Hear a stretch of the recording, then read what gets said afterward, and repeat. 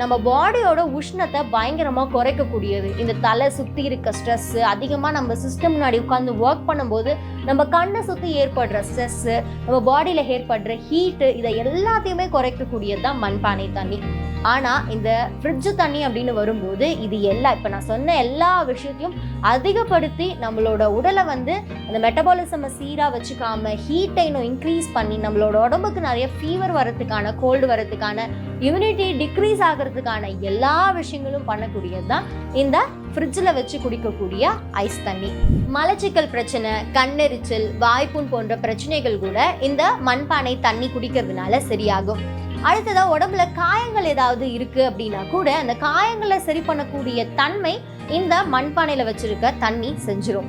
இயற்கை தாதுக்கள் இயற்கையாக வந்து அது நம்மளோட உடம்புக்கு என்னென்ன குணநலங்களை செய்ய முடியுமோ அது எல்லாமே இந்த மண்பானையில் வச்சிருக்க தண்ணி செஞ்சிடும். சிலரோட வீட்டில